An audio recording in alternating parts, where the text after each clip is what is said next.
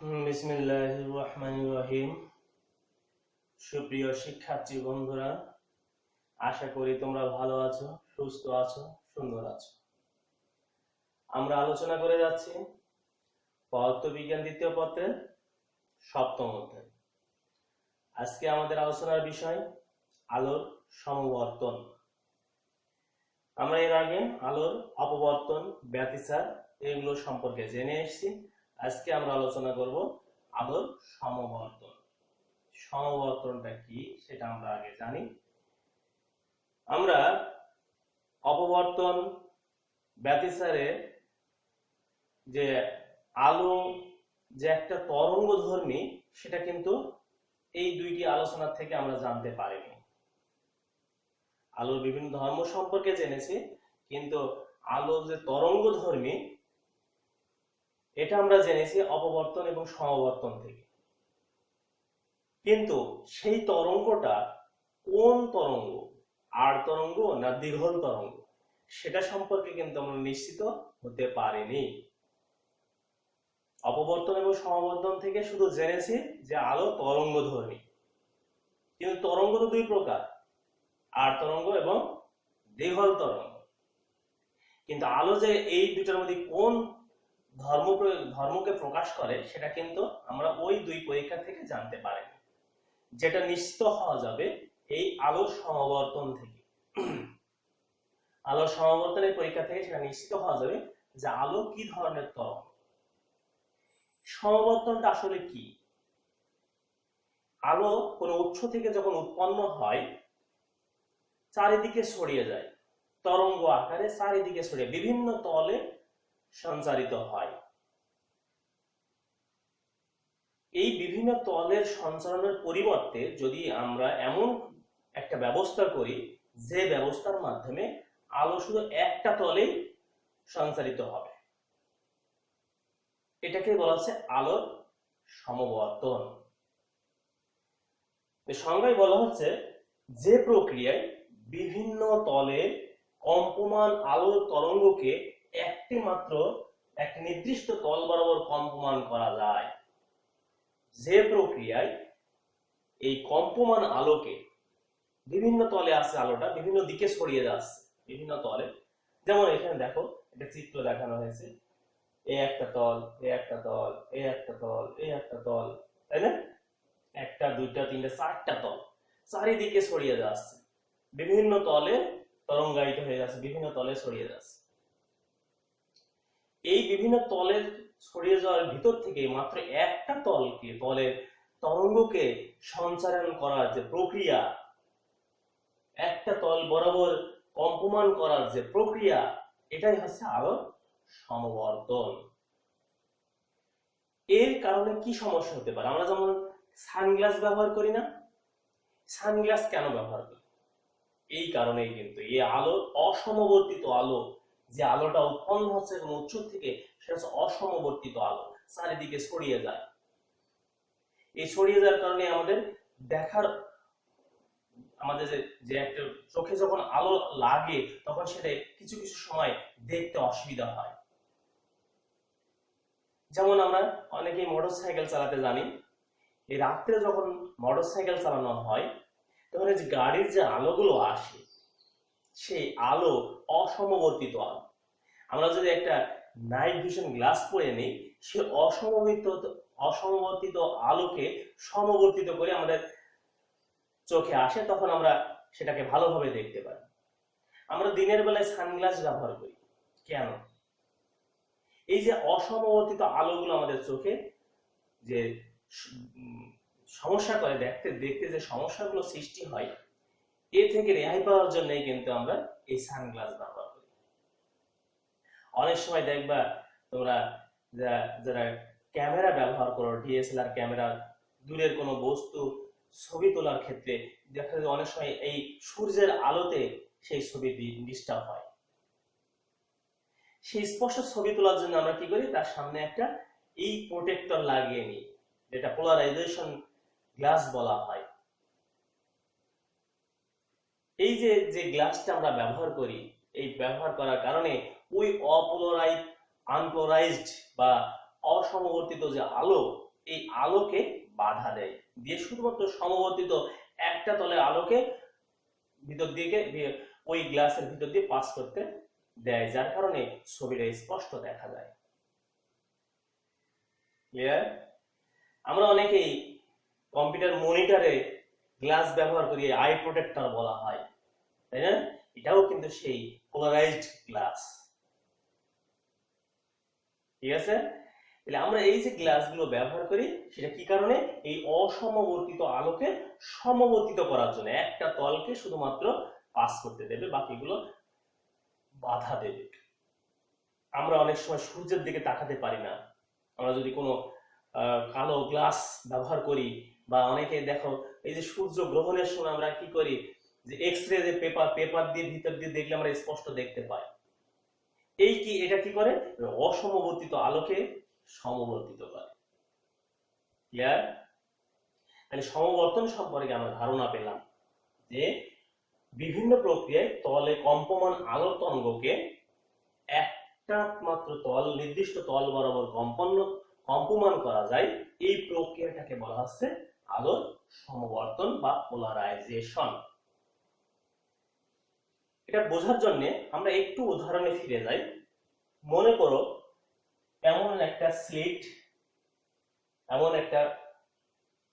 মনে করো কাঠের একটা বাক্স, যার মাঝখান দিয়ে এমন একটা সির আছে, এমন দুটা নিয়ে হয়েছে। মনে করো একটা দড়িকে যদি আমরা বারবার উঠানো নামানো করি, কি ধরনের তরঙ্গ তৈরি হবে? আড়াআড়ি, তাই না? আড় তরঙ্গ তৈরি হবে। এই আড় তরঙ্গ তৈরি হয় এই যে কাঠের যে মাঝখানে যে ফাঁকা করা আছে, ফাঁকার ভিতর দিয়ে খুব সহজেই দড়িটা ওঠানামা করতে পারবে, দুটাই যদি সমান্তরালে থাকে। অক্ষের সাথে যদি এটা লম্বভাবে থাকে, সেই ক্ষেত্রে এই অর্থাৎ তরঙ্গে যে আর তরঙ্গের সাথে যদি সমান্তরালে থাকে, সেই ক্ষেত্রে দেখা যায় যে আমি যদি এই এ প্রান্ত ধরে যে ওঠানামা করি, তাহলে খুব সহজেই তরঙ্গটা কিন্তু বি প্রান্তে পৌঁছে যাবে। কিন্তু যদি এটাকে একটু বেঁকিয়ে দেওয়া যায়, দুটোই সমান্তরালে না দিয়ে যদি এটাকে একটু কোণে ঘুরিয়ে দেওয়া যায়, সেই ক্ষেত্রে দেখা যাবে যে এখান থেকে যে বিস্তারের তরঙ্গগুলো পাস হচ্ছে, এখানে এসে কিন্তু সেই বিস্তারে পাস হবে না, কি হ্রাস পাবে। আর যদি এটা পুরোপুরি অনুভূমিক করে দেওয়া যায়, তাহলে কোনো তরঙ্গ এর ভিতর দিয়ে পাস করতে পারবে না। এবং এটা যেমন একটা কোণে বেঁকিয়ে দেওয়া হয়েছে, যার ফলে কিছুটা তরঙ্গ এর ভিতর দিয়ে পাস করছে। কিন্তু পুরোপুরি যদি অনুভূমিক করে দিই, উলম্ব থেকে এটাকে যদি পুরোপুরি অনুভূমিক করে দেওয়া যায়, তাহলে তার ভিতর দিয়ে মনে করে এরকম এই ফাঁকার ভিতরে ছিল এরকম, এর ভিতরে তরঙ্গটা ওঠানামা করতে পারছে। কিন্তু যদি এইভাবে দেওয়া যায়, এর ভিতরে কিন্তু তরঙ্গটা ওঠানামা করতে পারবে না, বাকি কোনো তরঙ্গই পাস করতে পারবে না। তাহলে আমরা দেখতে পাচ্ছি এই ধরনের স্লিটের ভিতর দিয়ে আর তরঙ্গ যদি উভয় সমান্তরাল থাকে সেই ক্ষেত্রে পাস করবে, কিন্তু সমান্তরাল না থাকলে সেই ক্ষেত্রে আস্তে আস্তে হ্রাস পাবে, এমনকি জিরো হয়ে যাবে। কিন্তু এই বিষয়টাই যদি আমরা দীঘল তরঙ্গের ক্ষেত্রে দেখি, একটা স্প্রিংকে যদি এমন আপ ডাউন করে ছেড়ে দিই, সেই ক্ষেত্রে কি হবে? যে কম্পন যে তরঙ্গ সৃষ্টি হয়, এই তরঙ্গটাকে দীঘল তরঙ্গ অর্থাৎ অনুদৈর্ঘ্য তরঙ্গ আমরা বলছি, দীঘল তরঙ্গ। এই দীঘল তরঙ্গ কিন্তু তুমি এই দুটো স্লিটকে তুমি যেভাবেই রাখো না কেন, সমান্তরাল রাখো, একটা অনুভূমিক রাখো, যেভাবেই রাখো না কেন, ভিতর দিয়ে স্প্রিং কিন্তু আপ ডাউন করবে। তাহলে আমরা দেখতে পাচ্ছি যে দীঘল তরঙ্গের ক্ষেত্রে এই ধরনের স্লিটের ব্যবহার করার কারণে কোনো পরিবর্তন থাকে না, পূর্বও যা থাকে পরেও তাই থাকে। কিন্তু আর তরঙ্গের ক্ষেত্রে আমরা দেখতে পাচ্ছি যে যদি এটা সমান্তরালে থাকে তবেই কিন্তু পাস করছে, আর অসমান্তরাল থাকলে সেই ক্ষেত্রে তরঙ্গ কিন্তু হ্রাস পাচ্ছে, এমনকি জিরো হয়ে যেতে পারে। এই বিষয়টার মাধ্যমে আমরা এখন দেখব যে এই আলো কোনটার ভিতর পড়ে, এটার ভিতরে আর তরঙ্গ না দীঘল তরঙ্গ, কোন তরঙ্গ সেটাই আমরা এখন পরীক্ষা করব।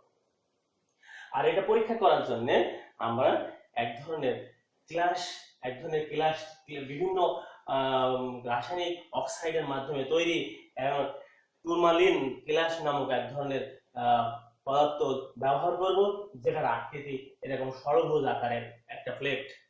যার ভিতরে এই যে গ্লাসটা থাকে একটা সরবরাহ আকৃতির প্লেটের ভিতরে এই রাসায়নিক অক্সাইড দিয়ে বিভিন্ন রাসায়নিক অক্সাইড দিয়ে তৈরি এক টুরমালিন নামক গ্লাস ব্যবহার করা হয়। এই ধরনের বিভিন্ন গ্লাসে রাসায়নিকভাবে তৈরি বিভিন্ন গ্লাস এই পোলারাইজড করার জন্য ব্যবহার করা হয়। আমরা এখানে যেটা ব্যবহার করছি সেটা হচ্ছে টুরমালিন টুরমালিন নামক এক ধরনের গ্লাস আমরা ব্যবহার করছি। এই থেকে আমরা প্রমাণ করব যে আলো কোন ধরনের তরঙ্গ এবং আলোকে অসমবর্তিত আলোকে কিভাবে সমবর্তিত করা যায়।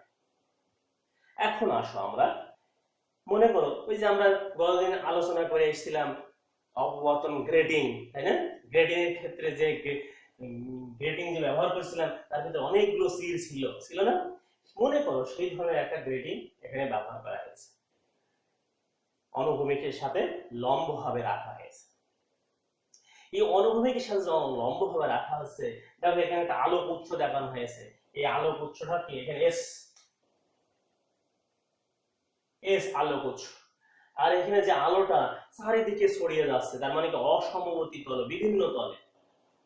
এই যে এই একটা তল, এই একটা তল, এই একটা তল, এই একটা তল, মানে কয়টা তল হলো? 4টা তল। বিভিন্ন চারিদিকে বিভিন্ন তলে আলোগুলো তরঙ্গ আকারে ছড়িয়ে যাচ্ছে। এটাকে কি বলা হচ্ছে? অসমবর্তিত আলো, আনপোলারাইজড আনপোলারাইজড লাইট। তাহলে আমরা এখানে যে আনপোলারাইজড লাইট ব্যবহার করছি, এই যে আমরা যে সিটটা ব্যবহার করছি, যে অপবর্তন যে গ্রেটিংটা আমরা গ্রেটিং এর মতোই আমরা একটা প্লেট আমরা এখানে ব্যবহার করছি। যদি এখন আনপোলারাইজড লাইট এখান থেকে সঞ্চারিত হয়, বিভিন্ন তলে যদি সঞ্চারিত হয়, এই তীরের ভিতর দিয়ে যাওয়ার সময় কি হবে? বাধা পাবে। কোনগুলো বাধা পাবে? যেগুলো এই তীরের সাথে সমান্তরালে নেই, কাজ এমন আছে, হ্যাঁ, আর অনুভূমিক আছে, সেইগুলো কিন্তু এই তীরের ভিতরে যেতে গিয়ে বাধা পাবে। শুধুমাত্র সঞ্চারিত হবে কোনটা? এই তীরের সাথে যেটা সমান্তরাল, এই সমান্তরাল তরঙ্গটাই কেবল এর ভিতরে সঞ্চারিত হবে। এই যে তরঙ্গটা ওঠানামা করছে আড়াআড়ি, সেটাকে বোঝানোর জন্য এই তীর চিহ্ন ব্যবহার করা হয়েছে। উপরে নিচে তীর চিহ্ন ব্যবহার করা হয়েছে, যে উপর নিচে এই তরঙ্গটা আপ ডাউন করে। তাহলে যে তরঙ্গগুলো এই তীরের সাথে সমান্তরালে আছে সেইগুলোই কেবল পাস করবে, বাকিগুলো কি হবে? এখানে ফিল্টার হয়ে যাবে। এটা ফিল্টারের মতো কাজ করে, বাকিগুলো ফিল্টার হয়ে যাবে। শুধুমাত্র লম্বভাবে যেগুলো আছে, অর্থাৎ এই তরঙ্গের সাথে যেগুলো সমান্তরাল, এই সমান্তরাল যেগুলো সেইগুলোই কেবল পাস করছে, যেগুলো তীর চিহ্ন দিয়ে এখানে বোঝানো হয়েছে, যেগুলো এই তীরের সাথে সমান্তরাল, সেই তরঙ্গগুলোই কেবল এর ভিতরে পাস করছে। তার মানে একটা তলকে পাস করতে দেবে। এখানে 4টা তল আছে, শুধুমাত্র এই লম্ব তলটাই এর ভিতর দিয়ে পাস করবে, আর বাকিগুলো সব আটকিয়ে দেবে। তার মানে একটা তলকে যে কম্পমান তলকে যে পাস করতে দিল, এটাই হচ্ছে সমবর্তন। ক্লিয়ার? আলোর সমবর্তন সম্পর্কে জানলাম। আলো বিভিন্ন দিকে বিভিন্ন তলে এটা তরঙ্গায়িত হয়, তার ভিতর থেকে একটা তলকে একমুখী করার যে প্রক্রিয়া, এটাই হচ্ছে আলো সমবর্তন।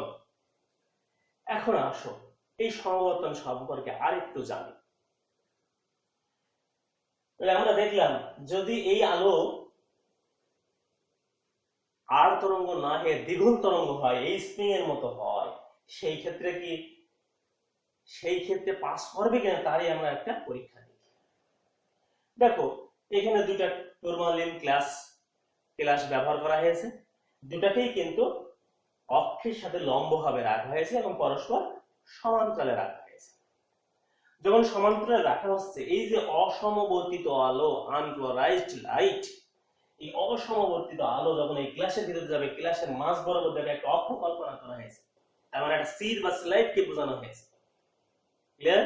এই মাঝের অক্ষটা একটা সির বোঝানো হয়েছে। যখন এই অসমবর্তিত আলো এই গ্লাসের ভিতর দিয়ে যাবে, তখন শুধুমাত্র একটা তলকেই পাস করতে দেবে, যেটা এই অক্ষের সাথে সমান্তরালে আছে, আর বাকিগুলো কিন্তু সবগুলোই বাধা দিয়ে দেবে, আটকে দেবে, দিয়ে শুধুমাত্র একটাকে পাস করতে দিবে, যেটা এই অক্ষের সাথে টুরমালিনের এই অক্ষের সাথে সমান্তরালে আছে, সেটাকে কেবল পাস করতে দিয়েছে।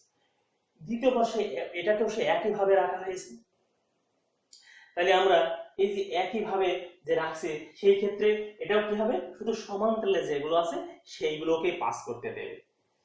তাহলে বলা হচ্ছে এটাকে আমরা সমবর্তক বলছি, কারণ এই আনপোলারাইজড লাইটকে শুধুমাত্র একটা তলকে পাস করতে দিল, এজন্য এই প্রথম ক্লাসকে বলছি আমরা সমবর্তক।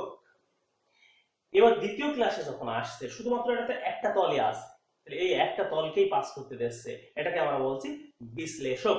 এখান থেকে সমবর্তক থেকে যে তরঙ্গগুলো বেরিয়ে যাবে সেটা সে বিশ্লেষণ করে দেখবে সেটাকে পাস করানো যায় কিনা। তাহলে এটার ভিতরেও ওইগুলোই পাস করবে যেগুলো এই অক্ষের সাথে, টরমালিনের এই অক্ষের সাথে সমান্তরালে আছে, সেইগুলোকেই পাস করতে দেবে। তাহলে কি হলো, এখানে এই উৎসের যে আলো যে তীব্রতা, সেই তীব্রতা থেকে 6টা তল থেকে বলে একটা তলকে পাস করতে দিল, তাহলে নিশ্চয় আলোর তীব্রতা কি হবে, উৎসের থেকেও কিছুটা কম হবে। ক্লিয়ার? এই উৎসের যে পরিমাণ আলোর তীব্রতা আছে তার থেকে কিছুটা কম হবে। আমরা যখন সানগ্লাস ব্যবহার করি, বাইরের যে আলো তার থেকে আমাদের চোখে কি অনেক কম আলো পৌঁছায় না? তার মানে কি এই আনপোলারাইজড লাইটকে পোলারাইজড করে তারপর আমাদের চোখে পৌঁছায়। ক্লিয়ার? তাহলে আমরা এখানে কি দেখলাম, তাহলে শুধুমাত্র একটা তলকে সে পাস করতে দিল। দ্বিতীয়টা যে আমরা বলছি বিশ্লেষক, এই বিশ্লেষক ক্লাসে কি গেল, সেটাও একই অক্ষের সমান্তরালে বা এদের সাথে সমান্তরালে আছে বিধায় এই একটা তলকে এও পাস করিয়ে দিল। তার মানে এখানেও আলোক তীব্রতা যেরকম হবে এখানেও আলোক তীব্রতা সে একই রকমের হবে। ক্লিয়ার? এখন আসো, যদি আমরা এই ক্লাসটাকে একটু ঘুরিয়ে দিই, এটার মতো 45 ডিগ্রি কোণে আমরা ঘুরিয়ে দিলাম। যদি 45 ডিগ্রি কোণে ঘুরিয়ে দিই সেই ক্ষেত্রে দেখা যাবে এই এখান থেকে যে পোলারাইজড লাইটটা আমরা পেলাম এটা কিছুটা আবার বাধা পাবে, যেহেতু একটু কাজ হয়ে গেছে 45 ডিগ্রি কোণে পুরোপুরি পাস করতে দেবে না, কিছুটা পাস করবে। যেমন দেখা গেল তিনটা, দেখো বোঝানোর জন্য এটা তিনটা দেখানো হয়েছে, এখানে একটা, তার মানে বাকি দুইটা কিন্তু বাধা পেয়েছে। তার মানে আলোক তীব্রতা এখানে যা ছিল তার থেকেও এখানে হ্রাস পাবে, আর এখানে আলোক তীব্রতা এখানেও যা ছিল এখানেও তাই থাকবে। এখান থেকে এই ঘুরিয়ে দেওয়ার কারণে কিছুটা আলোক তীব্রতা হ্রাস পেল। যদি এটা আর তরঙ্গ না হয়ে দ্বিঘল তরঙ্গ হতো তাহলে কি হ্রাস পেত? কারণ দ্বিঘল তরঙ্গে দেখলাম আমরা পোলারাইজড লাইটও যা, আনপোলারাইজড লাইটও যা, পোলারাইজড লাইটও তাই একই পরিমাণ। এখানেও স্প্রিং এ কম্পন সংখ্যা, এদিকে স্প্রিং এ কম্পন সংখ্যা সমান, এটা ঘুরিয়ে দিই আর সমান্তরালে রাখি, উভয় ক্ষেত্রে কিন্তু পাস করছে। তাহলে আমরা এই উদাহরণ থেকে বুঝে নিতে পারি আলো দ্বিঘল তরঙ্গ নয়, আর তরঙ্গ। ক্লিয়ার? তাহলে আর তরঙ্গের কারণে কিন্তু আলোর তীব্রতার হ্রাস ঘটছে। যদি দ্বিঘল তরঙ্গ হয়ে থাকতো আমরা এটা যত কোণেই ঘুরাই না কেন আলোর তীব্রতার কোনো পরিবর্তন হতো না। তাহলে আমরা এখান থেকে প্রমাণ পেলাম যে আলো একটা দ্বিঘল তরঙ্গ নয়, অনুপ্রস্থ তরঙ্গ, অনুদৈর্ঘ্য তরঙ্গ। ক্লিয়ার? আর তরঙ্গ বা অনুপ্রস্থ তরঙ্গ। তাহলে আমরা এই যে আর তরঙ্গ এটাকে যদি আমরা একেবারে অনুভূমিক করে দিই, এটা যেমন 45 ডিগ্রি কোণে ঘোরানো হলো, এটাকে যদি আমরা 90 ডিগ্রি কোণে ঘুরিয়ে দিই, ছিল এরকম, এই আর তরঙ্গের সাথে ছিল কি সমান্তরালে, এবার তরঙ্গের দিকের সাথে যদি 90 ডিগ্রি কোণে ঘুরিয়ে দেওয়া যায় এই টুরমালিন গ্লাসটাকে, সেই ক্ষেত্রে কি হবে, এর কোনো তরঙ্গই এর ভিতর দিয়ে আর পাস করতে পারবে না। তার মানে এখানে অন্ধকার হয়ে যাবে, এখানে কোনো আলো পাস করবে না। তাহলে আমরা দেখতে পাচ্ছি যে এই তিনটা পরীক্ষা থেকে প্রমাণ করা সম্ভব যে আলো একটা অনুপ্রস্থ তরঙ্গ বা আর তরঙ্গ, দ্বিঘল তরঙ্গ নয়। ক্লিয়ার? আমরা পূর্বের দুইটা পরীক্ষা থেকে অর্থাৎ অপবর্তন এবং সমবর্তন, অপবর্তন এবং ব্যাখ্যা থেকে দেখে এসেছি আলো তরঙ্গধর্মী, কিন্তু কোন তরঙ্গ, আর তরঙ্গ না দ্বিঘল তরঙ্গ, অর্থাৎ অনুপ্রস্থ তরঙ্গ না অনুদৈর্ঘ্য তরঙ্গ, সেই প্রমাণটা কিন্তু আমরা ওখান থেকে পাইনি। যেটা আমরা সমবর্তন থেকে জানতে পারলাম যে তরঙ্গ আলো তরঙ্গধর্মী, কিন্তু সেই তরঙ্গটা হচ্ছে অনুপ্রস্থ তরঙ্গ বা আর তরঙ্গ। ক্লিয়ার? তাহলে তরঙ্গ ধর্ম সম্পর্কে আমরা জানলাম। এখন আমরা দেখি যে এই যে পোলারাইজড এবং আনপোলারাইজড এর মধ্যে একটা সমীকরণ তৈরি করা যায় কিনা। যে সমীকরণটা, অর্থাৎ তীব্রতা, আলোর তীব্রতার ক্ষেত্রে আমরা দেখে এসেছি যে তীব্রতা বিস্তারের বর্গের সমানুপাতিক, তাই না? এখন দেখো সেটাই আমরা দেখবো যে আমাদের সূত্র হচ্ছে I equal to I UP cos square theta। I কি হচ্ছে পোলারাইজড লাইটের যে তীব্রতা, আর IUP আনপোলারাইজড লাইটের যে তীব্রতা।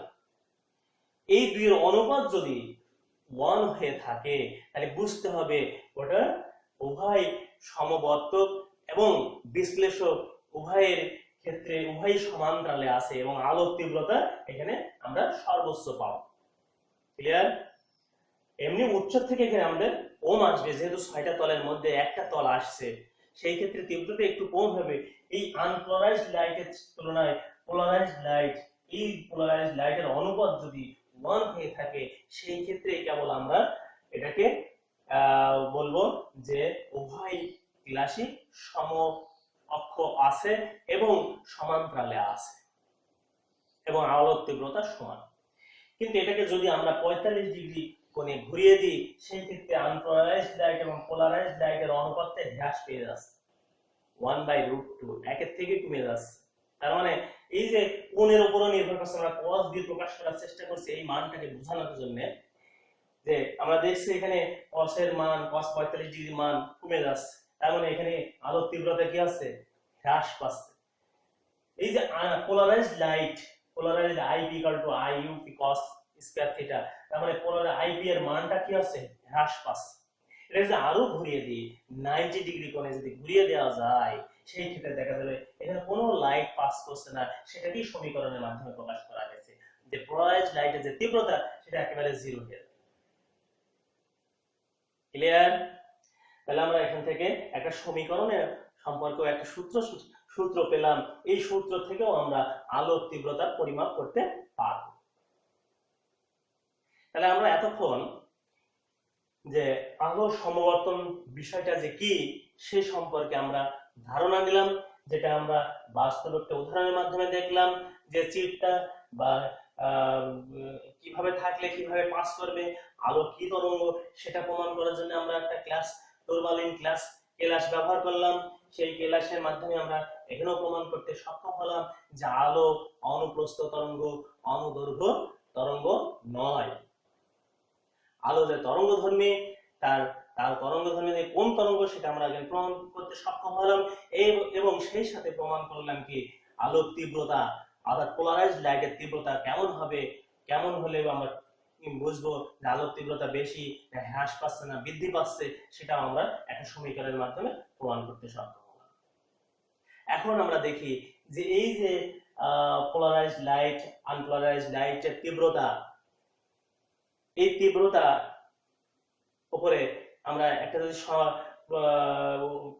প্রয়োগ দেখি তাহলে তোমাদের আরেকটু ক্লিয়ার হয়ে যাবে যে এখান থেকে আমরা তীব্রতার মান কিভাবে নির্ণয় করব।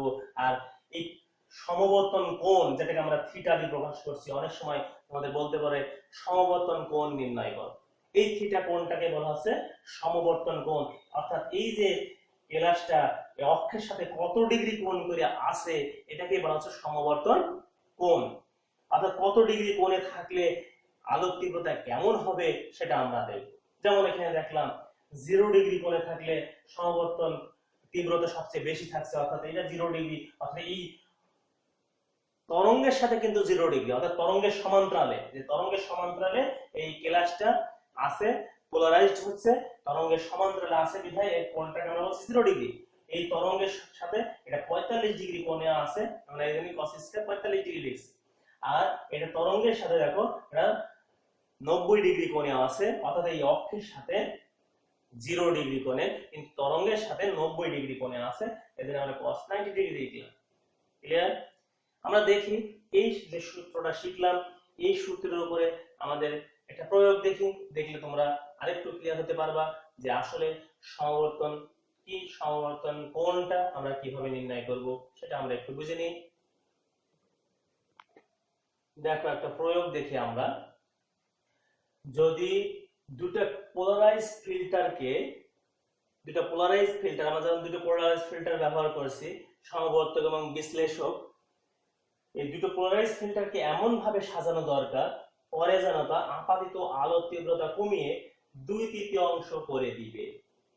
তাহলে আমরা একটা পোলারাইজড ফিল্টারকে দেখে, এখানে একটা ফিল্টার, এখানে একটা যে ফিল্টার ব্যবহার করছি, বলছে এই ফিল্টার দুটোকে আমরা কিভাবে সাজালে, এই ফিল্টার দুটোকে আমরা কিভাবে সাজালে পরে যে আলোর তীব্রতা কমিয়ে 2/3 করে। পরে বলতে এই অংশ, এই অংশে আলোর তীব্রতা এই আনপোলারাইজড আলোর তীব্রতা থেকে 2/3 করে দিবে, হ্রাস করে দিবে। তাহলে আমাদের কিভাবে সাজাতে হবে? আমরা তীব্রতার যে সূত্রটা দেখে আসলাম, যে I equal two cos I not I UP cos theta, তাই না? অর্থাৎ আমরা যে সূত্র দেখে আসলাম যে I equal to IP, I polarized আর আনপোলারাইজড cos স্কয়ার থিটা, এই যে সূত্রটা দেখে আসলাম, এই পোলারাইজড লাইট পরে বলতে কি পোলারাইজড লাইট, অর্থাৎ এই আইপি এর মানটা যে হ্রাস পাবে, আনপোলারাইজড লাইটের থেকে 2/3 হ্রাস পেয়ে যাবে, অর্থাৎ আইপি। তাহলে আমাদের দেওয়া ধরে নিলাম IP equal to 2/3 I UP. Polarised light unpolarised লাইটের 2/3 যেহেতু বলেছে হ্রাস পেয়ে কমিয়ে 2/3 হবে, তাহলে 2/3 যেটা পাবো সেটা পোলারাইজড লাইট। কার 2/3? Unpolarised light 2/3। এই যে আমরা ধরে নিলাম আইপি ইকুয়াল টু 2/3 আইইউপি। ক্লিয়ার? এবার বলছে এই দুটাকে কিভাবে সাজাতে হবে, তার মানে কত ডিগ্রি কোণে সাজাতে হবে। দ্বিতীয়টা প্রথমটা ভিতরে পাস করাতেই হবে একটা তলকে, তাহলে এই প্রথমটার সাথে কত ডিগ্রি কোণে দ্বিতীয়টা সাজাতে হবে সেটাই আমাদের এখানে নির্ণয়ের বিষয়। অর্থাৎ এই অক্ষের সাথে এটাকে আমরা কত ডিগ্রি কোণে স্থাপন করলে আমরা 2/3 পোলারাইজড লাইট পাবো। ক্লিয়ার? এখন আমরা তাহলে সূত্রে আসি। সূত্র আমাদের কি? আমরা জানি I P equal to I UP cos theta. আমাদের এই থিটার মানটা বের করতে হবে। I P এর মান আমরা ধরে নিছি, বা 2/3 IP equal to IUP unpolarized UP equal to IUP cos theta. দুই সাইডটা আমাদের IUP কেটে যায়, এটা আমরা এখানে লিখতে পারি যে 2/3 ইকুয়াল টু cos থিটা।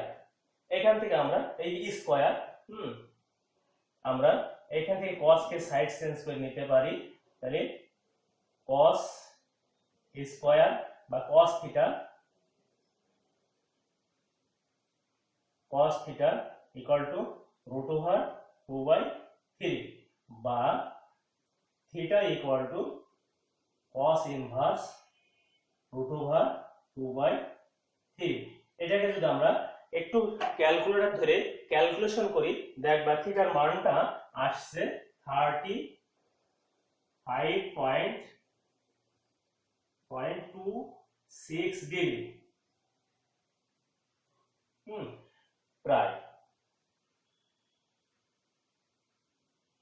তাহলে আমরা এখান থেকে দেখলাম যে এই দ্বিতীয় স্লিটটাকে যদি আমরা অক্ষের সাথে 35.26 ডিগ্রিতে রাখতে পারি, তাহলে সেই ক্ষেত্রে পোলারাইজড লাইটের পরিমাণটা আনপোলারাইজড থেকে 2/3 পাবো। ক্লিয়ার?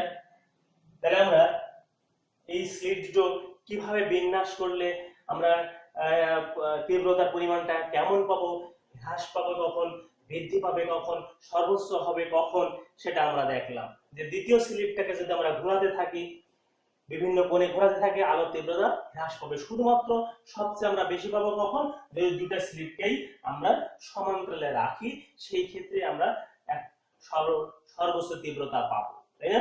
0 ডিগ্রি কোণে, অর্থাৎ এই তরঙ্গের সাথে যে 0 ডিগ্রি কোণে স্থাপন করা যায়, সেই ক্ষেত্রে কেবল আয়ের মানটা আমরা সর্বোচ্চ পাবো। তারপর তুমি যতই ঘোরাতে থাকো না কেন, তোমাদের এই আলোর পোলারাইজড লাইটের তীব্রতা তত হ্রাস পাবে।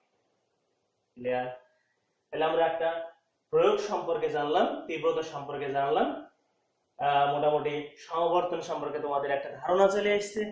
এখন তোমরা তোমাদের নিজ বই থেকে আরেকটু পড়ে নিবা, নিলে আমার আলোচনাগুলো মাথায় রেখে এগুলো পড়লে বুঝতে পারবা যে আসলে আলোর সমবর্তনটা কি। আগামীতে আমরা এই সমবর্তনের উপরে আমরা আরো কিছু আলোচনা করব। আমাদের মেলাসের সূত্র বা সমবর্তন আলো উৎপন্ন কিভাবে হয়, বা আলো যে দ্বৈত আচরণ আছে সেই সব সম্পর্কে আমরা আগামী আলোচনাতে আসব। সে পর্যন্ত তোমরা সবাই ভালো থাকো, সুস্থ থাকো, সুন্দর থাকো। খোদা হাফেজ।